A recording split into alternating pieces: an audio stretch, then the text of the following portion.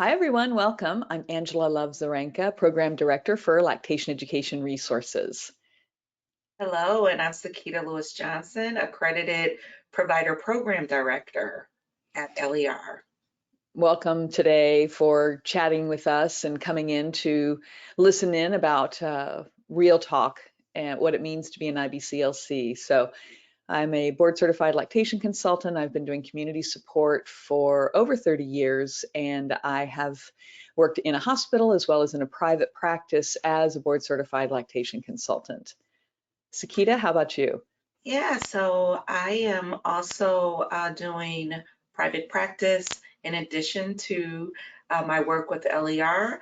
I have experience from working in the hospital as well as in a community setting and home visiting. So bring you a wealth of different experiences. So thanks for joining us today. We will answer your questions, so you are welcome to pop them into the chat. If you are, and actually instead of the chat in the GoToWebinar interface, it is the question box. So if you're participating today on a PC or on a laptop, on a Mac, you can see the question box in the interface right there in the center. You notice the blue circle which is there. If, though, you are participating on a mobile device, take a look here and you can see the green, by the green arrow, you can see that question box right down there at the bottom of the GoToWebinar interface. And so feel free to chat any question that you have, ask those questions, or let us know, where are you participating today? We'd love to know where in the world you are located. So let's go ahead and get started here.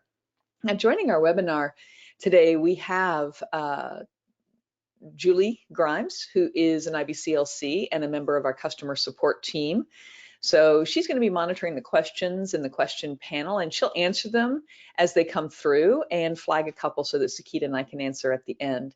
We also have a member of our wonderful communications team, Jeanette, joining us today, and she's here to answer any tech questions that you have. If you are watching this recording on YouTube, you can post your questions in the comments below, and we will take a look at them, and we will answer the questions as they are, as we can. And if you have any other questions, though, just general questions, feel free to reach out to us at support@lactationtraining.com, and we will respond to you just as quickly as we can. So becoming a lactation consultant. Let's dive in and take a look at what a lactation consultant is and how you can follow your passion and become one. If you do become a board certified lactation consultant, you will join more than 34,000 IBCLCs in 129 countries and territories. Credentialing as a lactation consultant is offered by the International Board of Lactation Consultant Examiners. It's quite a mouthful. Take a look at their website, IBLCE.org. They have different regional offices depending where in the world you reside or work. Review the requirements and the pathways to become eligible to sit for the IBLCE certification exam. Well, what do you need to know? There's something called a detailed content outline. It used to be known as the exam blueprint. It's based on surveys of IBCLCs in various practice settings around the globe. The outline covers all of the topic areas and the chronological stages an IBCLC needs to know in their work.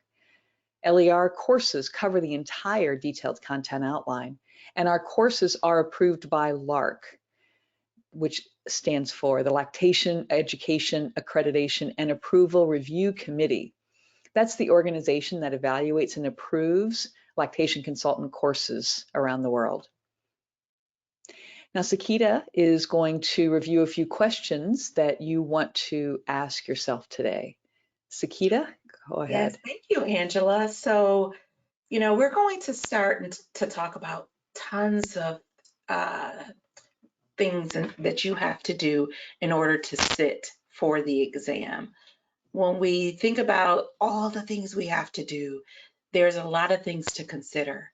And so while we're speaking and talking about all of these things, please take a moment to really think about, and you might want to write these down. Do I have these skills? And when I say skills, I mean a whole host of things. I mean the communication skills, I mean the actual skills of doing something.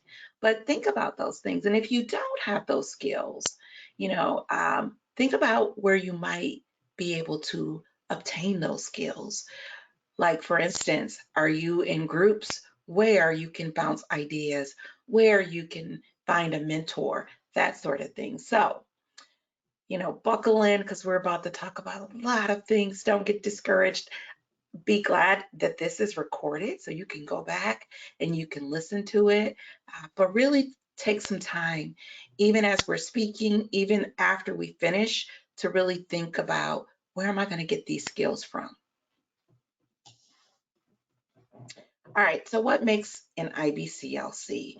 That is the portion I'm going to talk about, and this is near and dear to my heart as far as, yes, becoming an IBCLC is awesome, but when we sit for the exam and then we go out and we start practicing, competency is so crucial to what we do.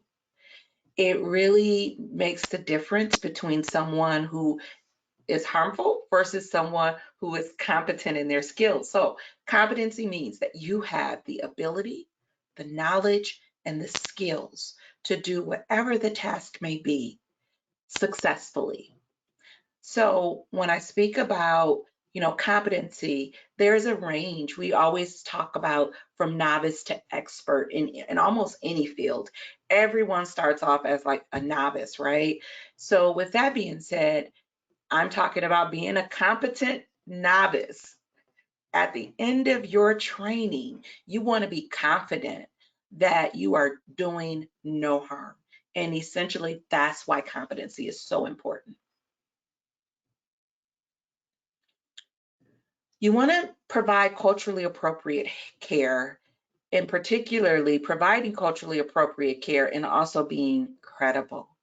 So when we unpack what culturally appropriate means, if you've worked in healthcare, if you worked in any other business sectors, you may have heard the word culturally competent.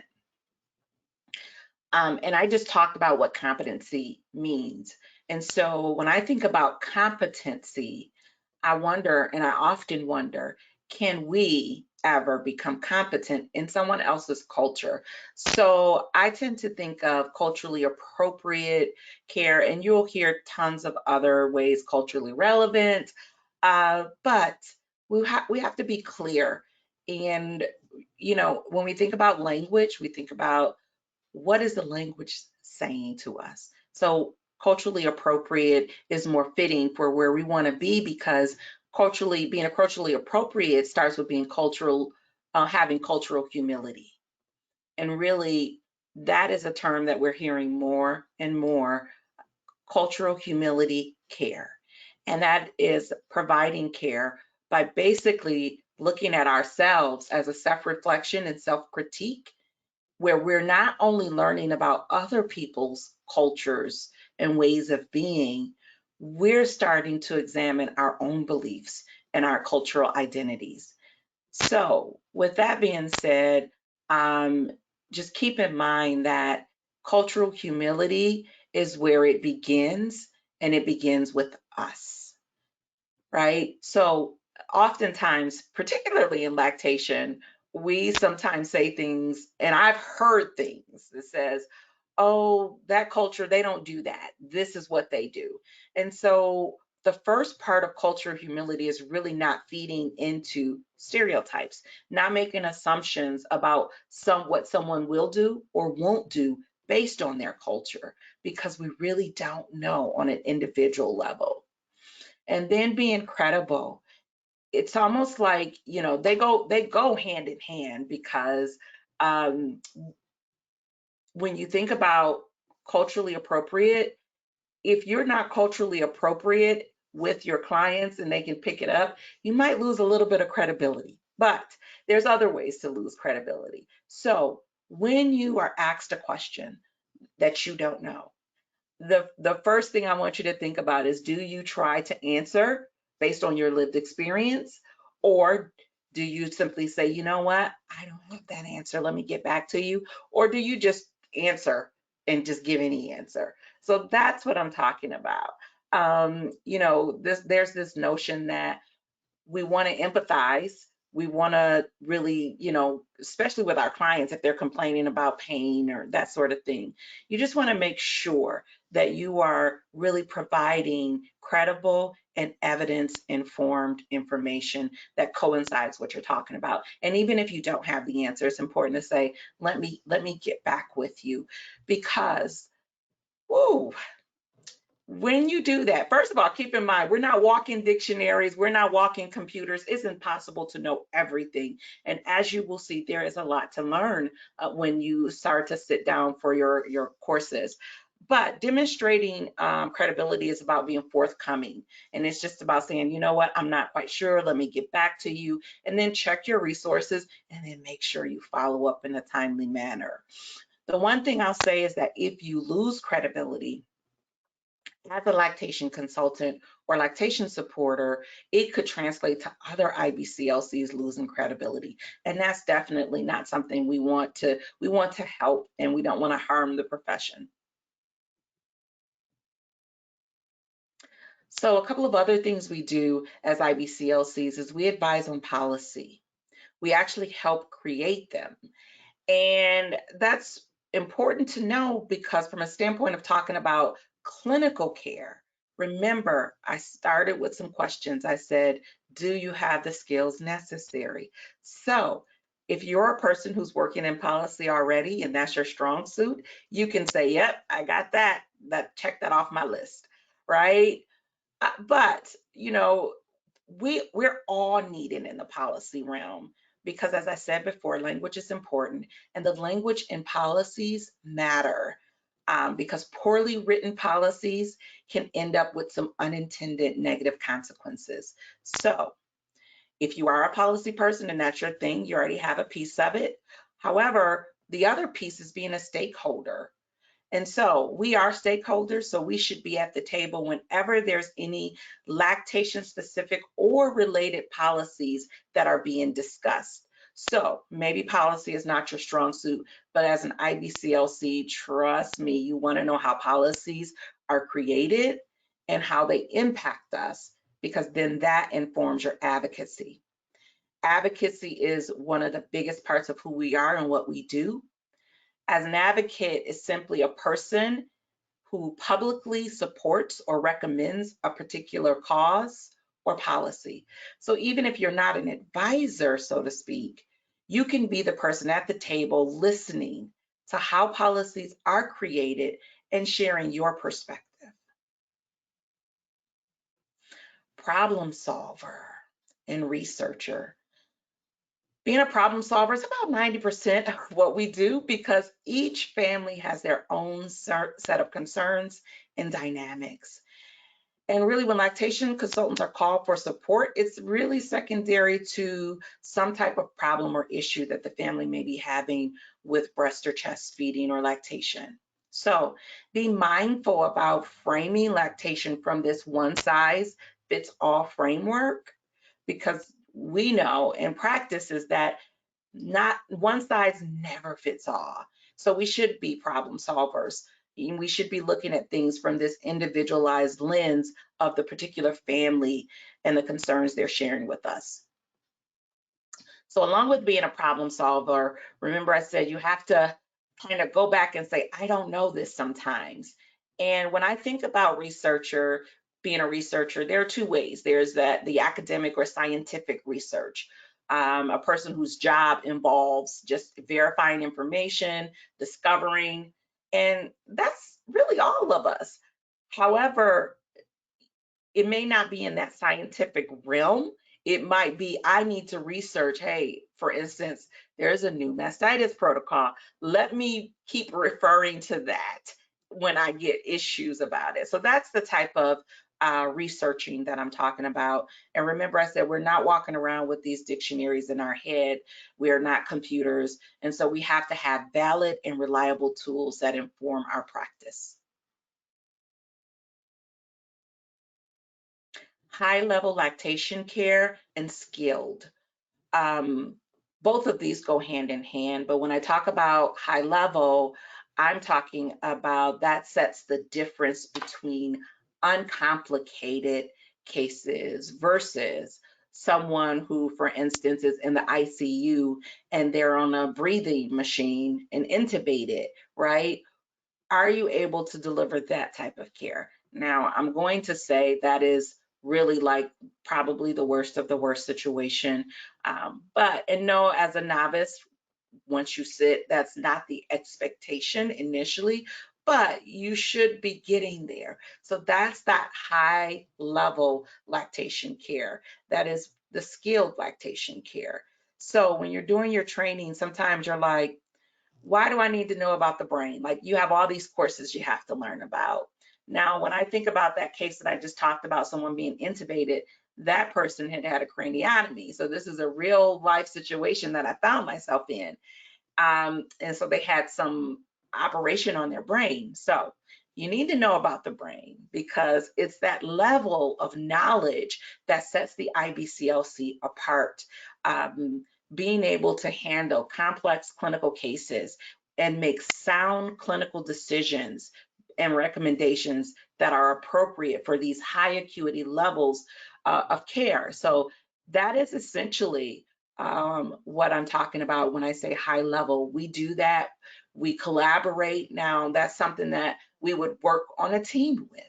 And so the basis of having the skills necessary is really having the thought process to think through what are the things I need to know in this case that's going to help these outcomes, that's going to help my client in this situation. So I'm going to tell you that was really a situation that was like, you're like, whoa, don't get scared. Please don't get scared. That was the worst of the worst.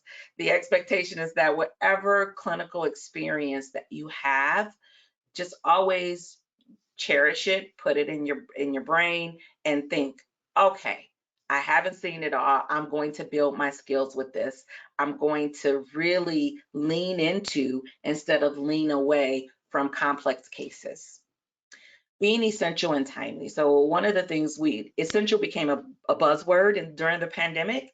And we found out that yes, lactation consultants are essential because babies still need to eat and people are still having children.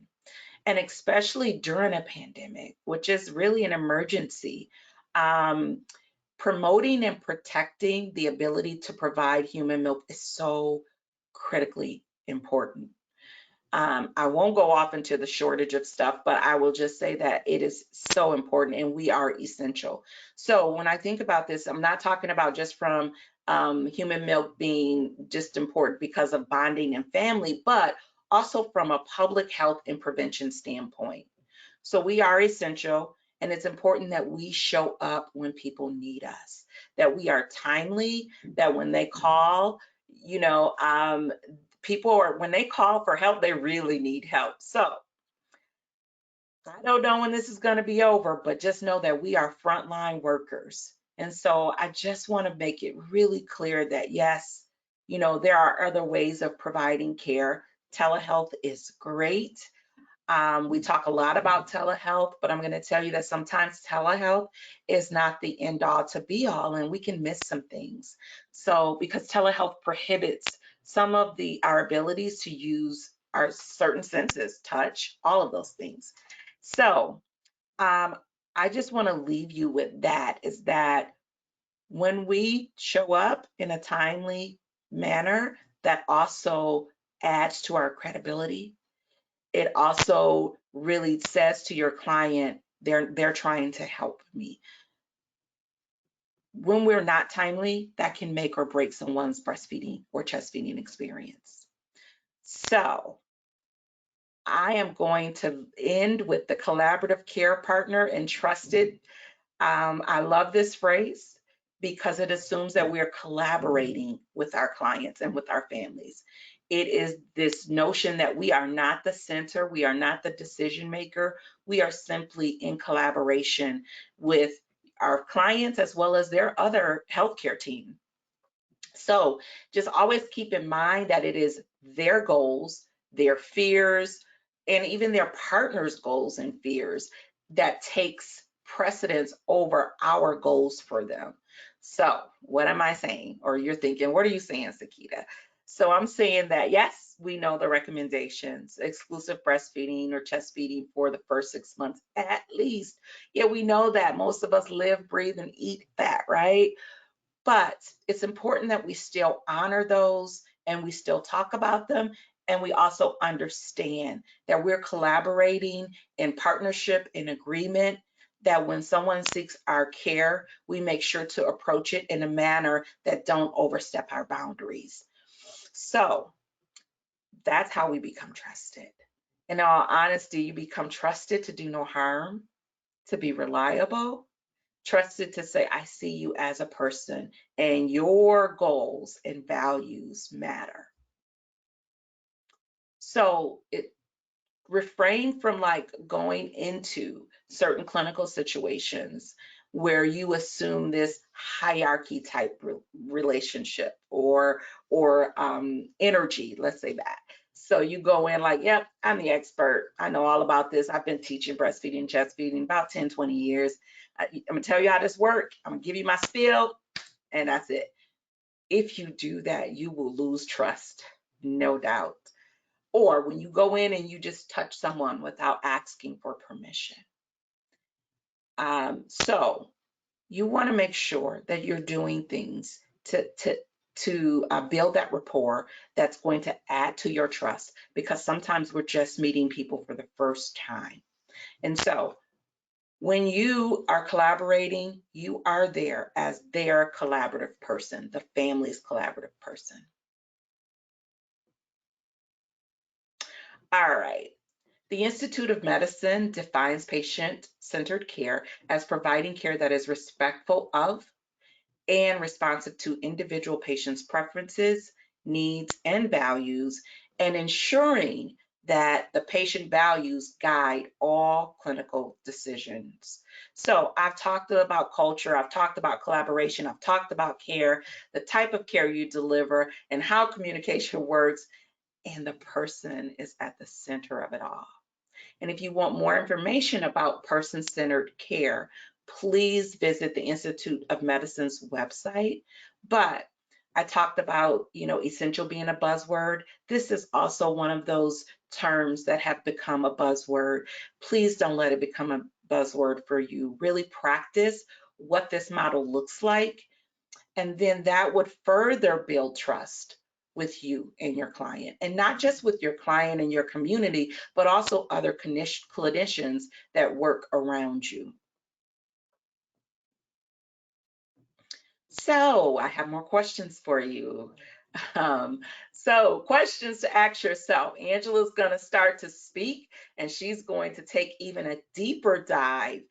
Woo, so buckle up, because there's lots of more information that's coming forth. But what I want you to consider is what pathway, as Angela goes over the pathways, what pathway is more appropriate for you.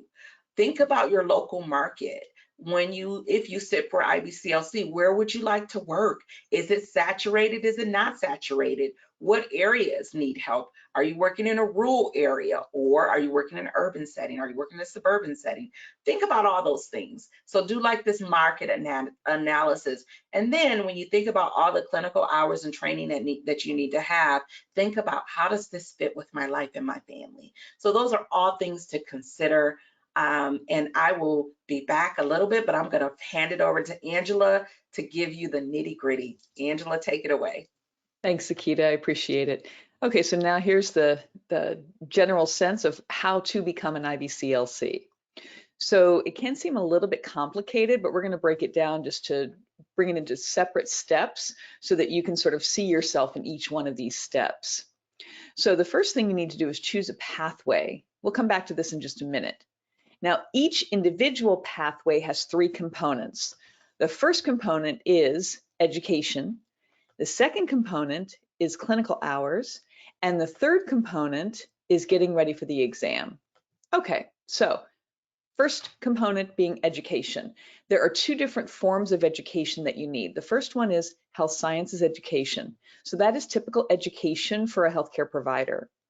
There are 8 post-secondary or university level courses and 6 general education subjects.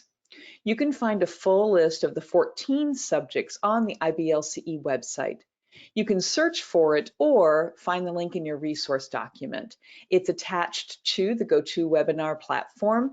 You'll see a little arrow and it should say handouts.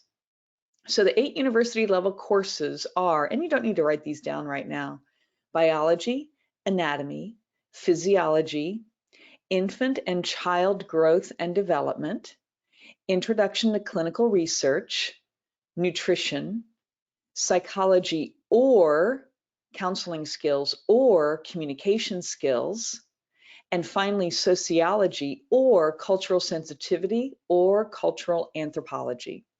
They can be online or in person as long as the institution is accredited to provide the learning. Now, if you took any of these courses during your college career, they count, even if it was 20 years ago. LER partners with Union Institute and University and Walden University to provide those basic courses. Both organizations are online. The advantage of working with Union is that their program director is an IBCLC and has chosen those college courses which meet the IBLCE requirements.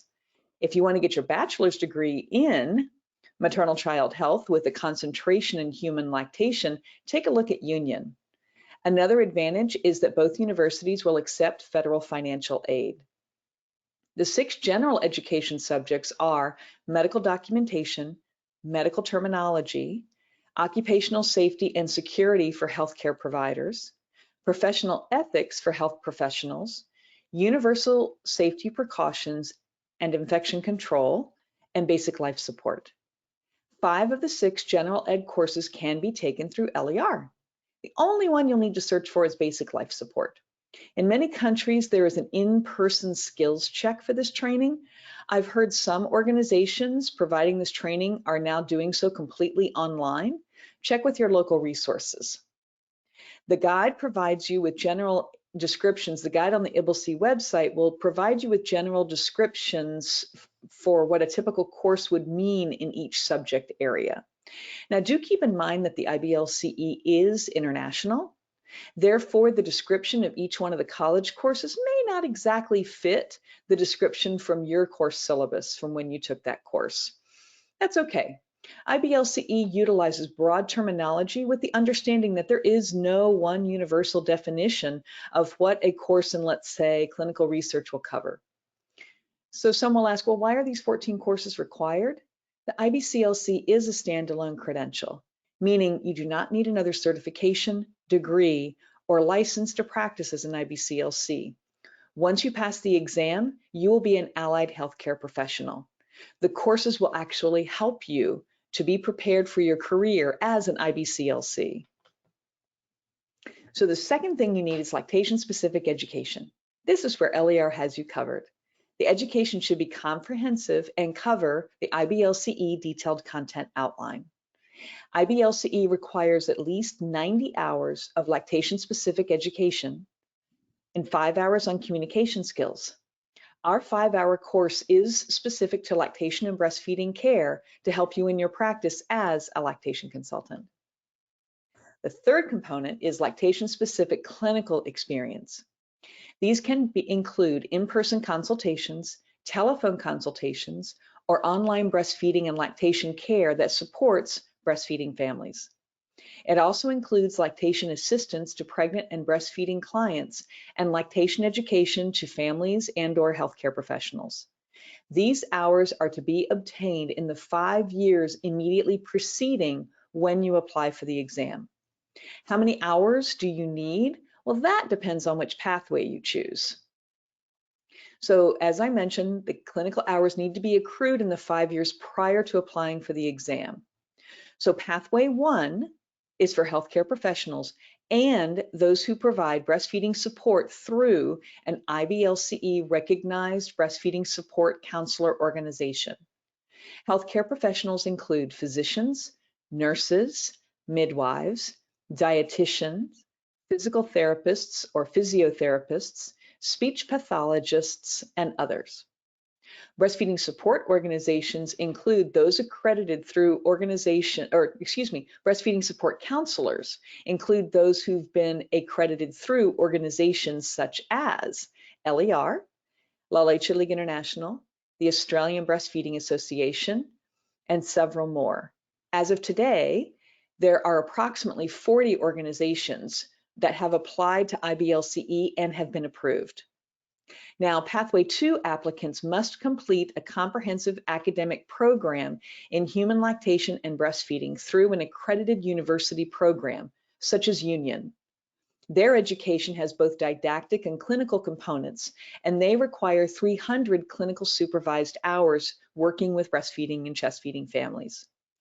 Pathway 3 is a structured mentorship program between an IBCLC and the applicant.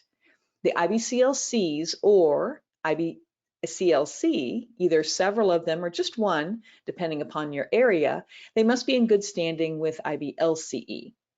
Those who choose this pathway must have their program pre-approved by IBLCE before they can begin to accrue their hours. Now, I understand that this approval is happening relatively quickly now, like within a few weeks. For those of you who have breastfed or chest fed an infant or provided human milk, the hours you spent nursing, pumping, and helping your friends doesn't count towards your clinical hours. Sorry. Candidates who are applying for the IBLCE exam through Pathway 1 need at least 1,000 clinical hours. For the candidate who's also a healthcare provider, the hours can be done in a hospital, birth center, clinic, lactation care clinic or practice, or through independent practice as a licensed and registered healthcare professional in a non-healthcare setting. For breastfeeding support counselors from an IBLCE recognized organization, their hours can be earned in person or online. The location and type of support depends on the criteria provided by the recognized organization. These hours need to be counted on an hour-by-hour basis. Now, 2 important points about clinical hours. The first is that it's important for you to document the hours as you accrue them. Be very detailed in case IBLCE chooses to audit your application to take the exam. They may want to see documentation, such as a spreadsheet or another document where you counted your hours. And the 1,000 hours, the second point is that the 1,000 hours do not need to be directly supervised. Pathway 3 requires 500 hours of clinical experience. It's best done in a busy practice setting where you can work with many breastfeeding, chest feeding families, or those providing human milk for their babies each day, such as a hospital or clinic setting. The hours count towards the 500 only when you're actually working with the families. The observation hours that you do prior to serving families doesn't count. Remember that clinical experience is graduated. That is, it starts with observation, then doing a few tasks under supervision, then completing those tasks independently with the IBCLC close by to ask questions and to discuss the scenarios. LER has an internship program with many sites around the United States. Reach out to support@lactationtraining.com and we can connect you with our clinical internship director, Amy Black, to determine if we have a site in your area. If not, don't fret. We can give you suggestions on how you can work with your local hospital to facilitate the internship site. Now, one thing Amy did want me to mention is that you can't start to count your hours towards the internship requirement until both you and the IBCLC feel comfortable with you working independently. Most interns will spend about 75 hours in orientation before they can begin to accrue the 500 hours. Or you can take a look in your community to see if there is a willing internship site or mentor. You may want to reach out to many people in order to find someone with the time, experience, and capacity to agree to be your mentor. It's important to find a good fit. Talk to others who have been through Pathway 3 to find successful strategies with finding that good mentor. Now, this pathway does have an additional step or two, and some people will ask, well, is it worth it? It is. Why? Well, IBCLC reports that students who come through Pathway 3 usually score best on the exam. I believe it's that mentorship which is the key component. Learning from an experienced clinician is well worth the extra effort it takes prior to this step in order to accrue your clinical hours. Now, a lot of people are asking whether or not they can accrue their hours via telehealth during the pandemic. The quick answer is yes. The longer answer is paraphrased from IBCLC documents, specifically one dated 17 April and 6 October, both in 2020. IBCLC will allow the use of technology if certain parameters are met. You will need to pay attention to privacy rules and the Code of Professional Conduct and the clinical competencies for IBCLCs. Now, another important point from the IBCLC documents is that, quote, observation using technology with two-way synchronous audio and visual components, the focus is on the mentor providing mentorship and guidance to the applicant, end quote. Now, this guidance has been extended until 30 September of 23. It's important to read all of the IBCLC documents listed in the interim guidance. The link to the guidance is found in the resource document in the handout section that I referred to earlier in the webinar. Now at LER, there are two ways to gather your lactation-specific education. One is LCTP, or the Lactation Consultant Training Program, which is the full 95 hours front to back. The other is either the core or bridge course. They are designed to meet your educational needs depending on your background and your previous lactation training. Now, the first course we have, as I mentioned, is the comprehensive course, LCTP. It's 90+ hours, which is eligible for CERPs, CME, and nursing contact hours. It's intended for those who do not have any lactation education and they know right from the beginning that they want to be an IBCLC.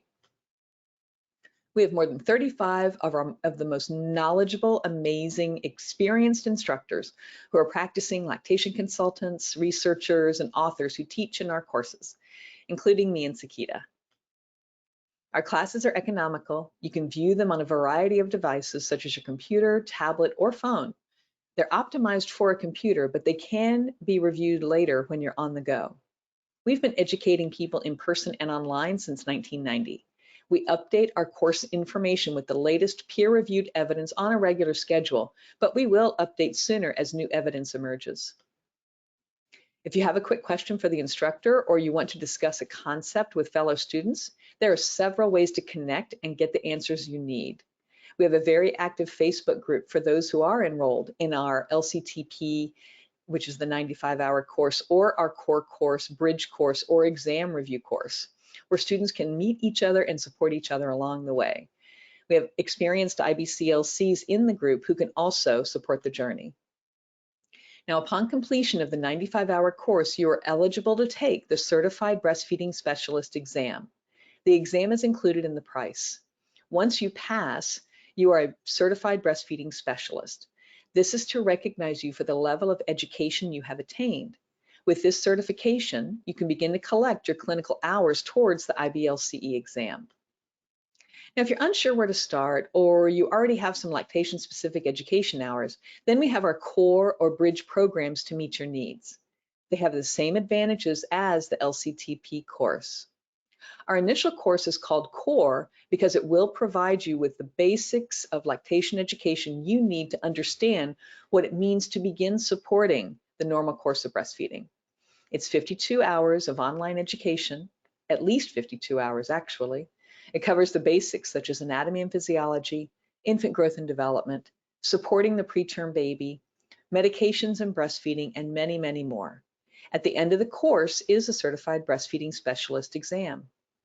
Now, the bridge course is ideal for people who have the basic lactation education components and need the additional 45 hours to qualify for the IBCLC exam.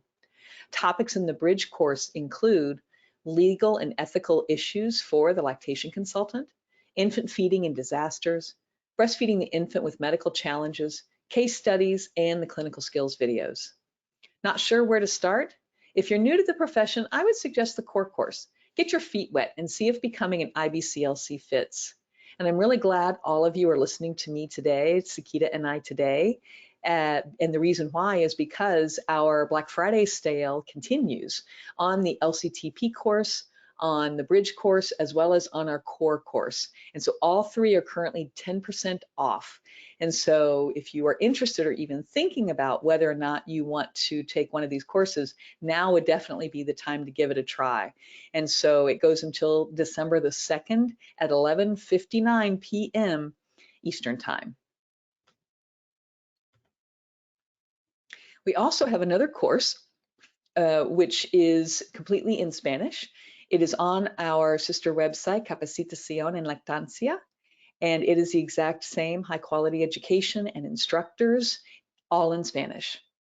Now, at LER, we do believe that access to high quality lactation education should not be limited to those who live in countries with high incomes.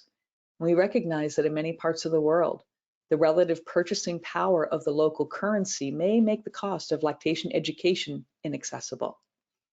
As part of our commitment to increasing access to lactation training worldwide, our pricing is adjusted according to the student's country of residence. Now, in alignment with our commitment to diversity, LER is proud to announce that our Rising Tide Lactation Equity Scholarship Program, designed to increase the number of Black and Latinx and Hispanic IBCLCs in the United States. We recognize one of the greatest obstacles to entry into the field is access, specifically demonstrated by financial barriers. LER will remove that barrier for Rising Tide scholarship awardees. We alternate these scholarships each year. You can find out more information on our website, lactationtraining.com/rising tide. Our team is here to help you along the way, now and in the future. We have tech support open 7 days a week. You can get your questions answered by experts in the field, and we provide ongoing support for the next steps in your lactation career. We are here to support your journey. Thank you very much for listening today. I hope we've answered your questions. I know I saw a few extras in the chat, and so I'm going to go to the questions and see. Sekeita, do you have the first one queued up? I do. So I'll just hop in.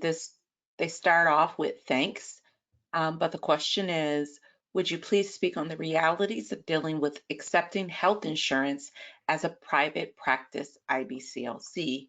In my area, upstate New York, most IBCLCs encourage parents to reimburse through their insurance, but do not accept insurance outright. How does this work? So for the purpose of answering this question, I'm going to start off by saying the audience is from a wide variety of folks across the world. So this, in your area in upstate New York regarding insurance,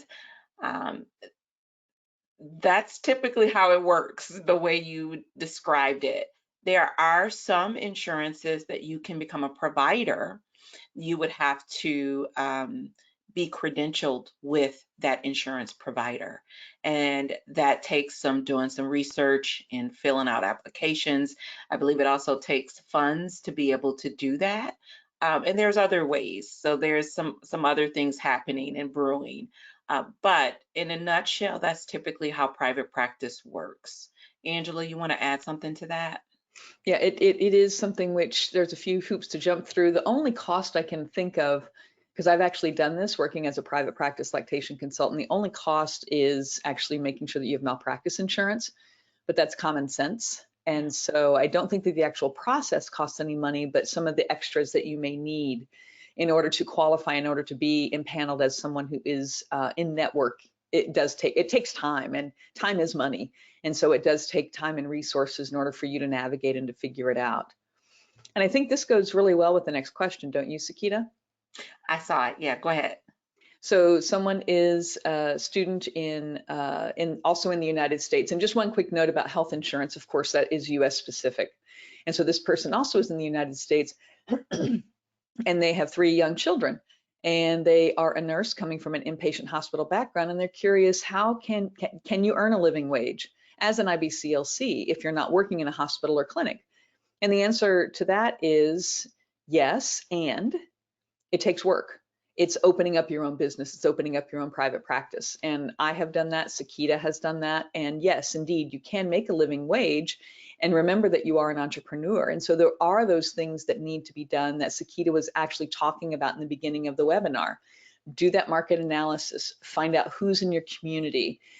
Is it saturated? Because if it's saturated, then you would need to really do potentially a little extra work in order to get your niche and to sort of like cultivate that client base that you need and or the providers that you need to refer to you. And so indeed, you can make a living wage. It is something which does take work and time and resources. And that is something to seriously consider as you're beginning on the journey and before you do invest too many of your own family's resources in order to pursue that dream. Anything else to that, Sekeita? No, that's exactly what I was thinking of. You covered it all. Great. All right, Great. so here's a question coming from North Carolina. I'm wanting to be a lactation consultant. I'm not sure where to start with schooling. Do I need to do my 14 health sciences first? You want that, Angela? Well, it just depends, right? I mean, you don't need to take them first. No, the answer is no.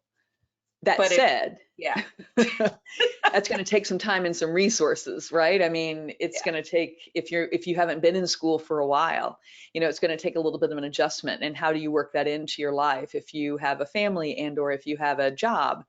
So that is something that you'll need to consider, as well as the resources in order to pay for the classes. So yeah, I was thinking about this from a learning standpoint, and I'm like, theoretically, no. But when you think about learning, those 14 courses are the foundation knowledge that is necessary to really understand the other pieces to lactation. So I'm not going to say you have to, but I'm going to say it would make your journey probably a little bit easier from a standpoint of building that foundational knowledge first. I agree, and I would say, some of those courses such as anatomy and physiology, you may think, oh my gosh, why do I need that? Why do I care about the anatomy of the fibula and the tibia? I mean, why? What does it matter? And the thing is that some of those common terms, though, are really going to help you when you're doing your lactation studies. And so there is definitely an advantage. Infant growth and development, child growth and development is going to help you when you take the lactation specific aspect of that. Why is that important? Well, because, an IBCLC covers the entire spectrum from, preconception all the way through weaning and beyond. I've been known to get phone calls from parents who weaned years prior and they had a question and there was a concern. So indeed, it's important for you to know that which is normal, that which isn't, and when to refer to other providers and to have those list of providers. So all of those things are important to consider. So, think about where your resources are, where your time is, and do budget that out. I know a lot of people, they get really excited and they think, oh, I want to be a lactation consultant, and they dive in without doing that homework first. And then they're like halfway through it and they think, wait a minute, I don't have any time for this. I've got to take care of my parents. I have to take care of my children. My sister needs my help, right? So be mindful of that. Be mindful of that. So there's another one, Angela, that says, I'm a nurse practitioner with a master's degree and have experience as an RN working with breastfeeding patients in a maternity care center for 7 years. Wondering what the best pathway is and if my hours working with moms in the hospital count towards the required hands-on hours. And so I'll answer a portion of this is that some of your hours will count, but probably not all of your hours will count. And there is a calculator that's on the IBCLC website to help you figure out the hours that you can use towards your clinical hours. And so just keep that in mind. As far as the pathway is concerned, pathway 1 or pathway 3, it really depends on your resources and depends on if you can get a clinical mentor in your area, or if you're in a situation where you can get more clinical hours under pathway 1. So those are pretty much it. Angela, you have anything to add? No, and to the percentage thing and the calculator thing on the IBCLC website, let's say that you work in a postpartum unit. and you've got a full-time job, and so that's about 2,000 hours a year, excuse me, 1,800 to 2,000 hours per year. And let's say that you spend 20% of your time working with, breastfeeding and chest feeding families, then you can count, you can just simply calculate 20% of a full-time job, and those are the number of hours that you can count per year. So it is relatively easy to calculate and to try to figure out how many hours would count. And I do want to say, though, as someone who is working inpatient, I think it's important for you to take the 95 hours and as soon as you possibly can. And the reason why is, let's say that in your community as a nurse, you were taught that if a parent stands on their head in the corner of the room, that's the best way to get the baby to latch. And everybody in your community knows this, right? You just have to stand on your head and let's support that parent to get them standing on their head, and then they're going to be able to latch that baby. Well, let's say you take our 95-hour course and you realize that there's nothing in there about standing on your head in order to latch that baby onto the breast. So you want to make sure that you're giving accurate information, because providing that sort of support, if you don't have the latest information, you may be doing a disservice to the families that you serve. And so I think that if you are a healthcare professional and considering this path, take the 95 hours, take the lactation education as soon as you possibly can to get ready. All right, thanks, Angela. Next question. How much time does it typically take to complete the 500 hours via Pathway 3? Because it's my understanding they're unpaid, and I have a child myself, and then my screen just went up. So the 500 hours, it's really, you're right. And I actually did Pathway 3, and I was a nurse working in labor and delivery at the time, and it was volunteer hours, and I had some littles myself, so I can really appreciate this question. And it was challenging, but what I did is I worked in the outpatient clinic, and with the opportunity to be able to get also that inpatient experience. And so whenever the outpatient clinic was open, I pretty much volunteered my time to get these hours, and it was not, and so I don't make any light of it. Some of these challenges and some of the barriers exist. And so thinking about the pathways that are appropriate, and also, again, one of the questions that I asked in the beginning is, where does this fit in my lifestyle? How can I do this? It's not impossible. It just will take some planning.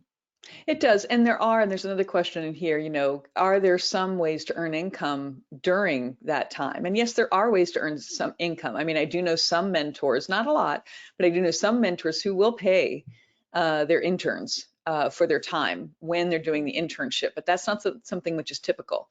In other words, most people, when they're going and getting an advanced degree or in any sort of like health profession, they usually don't get paid in order to be a student. And that's essentially what it is. But I do know that there's a barrier there, there's an inequity there, and there are some people who are a lot more cutting edge and who are able to find a way to pay their interns as they are gathering their hours. So, and it's really hit or miss where you find it, and it's mostly, the examples I know are from my limited experience and those people in the United States. I have not heard of anyone internationally being paid for being a student and being an intern at this time.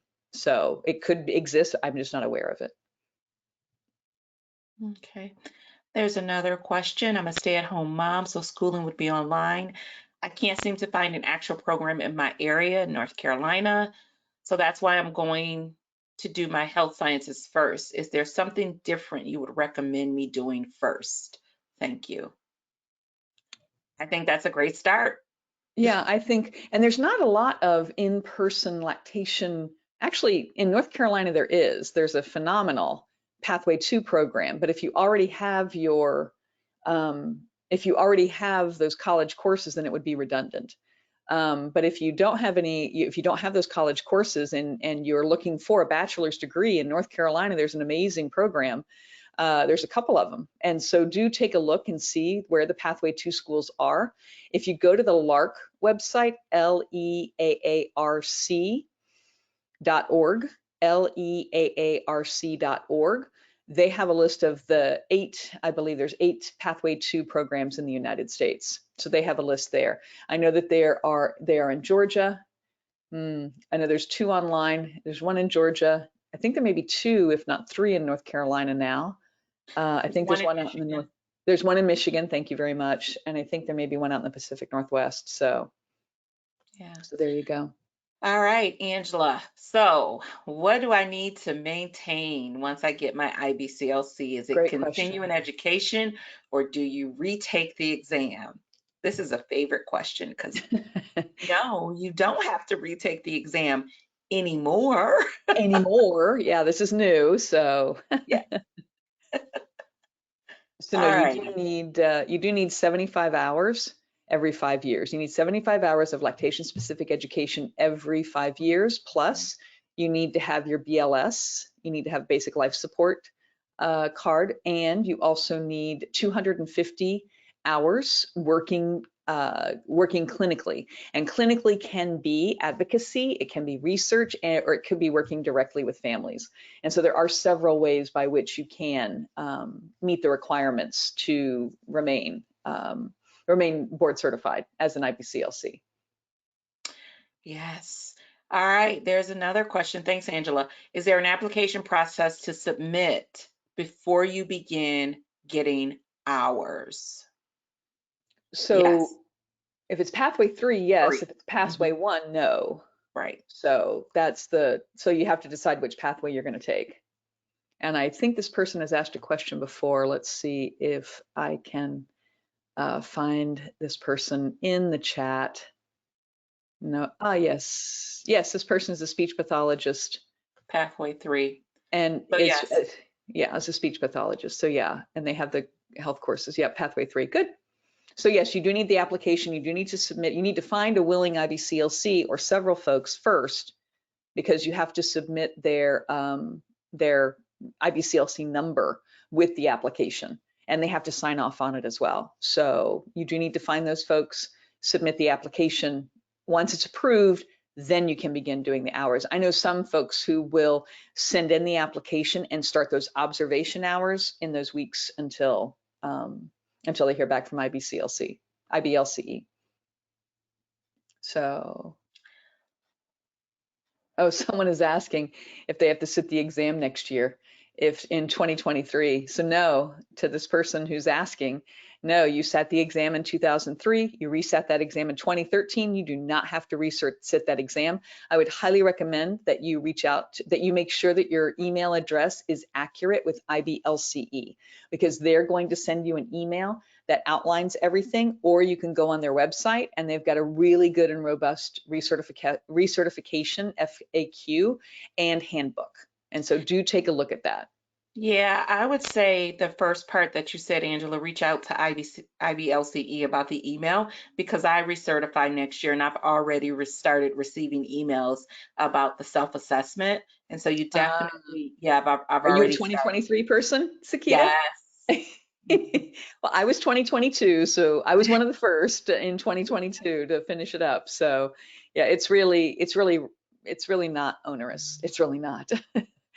I mean, it was a lot less sweat than resitting that exam, that's for sure. I was thinking the reverse though. As I started reading the email, I'm like, I'll just take the exam again because, Yeah, that's true. That's true. But I think to each his own. But yeah, really touch bases with IBLCE about your email address. Do. So let's answer these last 2 questions and a final reminder here. So where can you find a list of the approved breastfeeding support organizations? On the IBLCE website is where you can find that. And then, do LSERPs count towards a total amount of lactation training hours? Yes. And so the only thing is that if you're just counting individual LSERPs, you want to make sure that they cover all aspects of that detailed content outline. And that's the advantage of going through LER, is because we know that we've actually taken all of our material and we've attached it to different aspects of the detailed content outline. We're even creating new content and more robust content to match the detailed content outline. And as I said, that Black Friday sale will go until December the 2nd at 11:59 p.m. Eastern time. And so do take advantage of that sale, get 10% off of either lactation consultant training program, which is the 95-hour, the bridge course, which is the additional 45 hours, or the core lactation course, which is 52 plus hours of lactation specific education. Okay, great. I think that's it. I think we got all the questions. So thanks everybody for your time today. Super engaging. I really appreciated it. Thanks. Yes, thank you, and good luck on your journeys. Whichever pathway you decide, best wishes to you. Absolutely. And let us know how we can continue to support your journey. Thank you so much. Thank you. Bye-bye.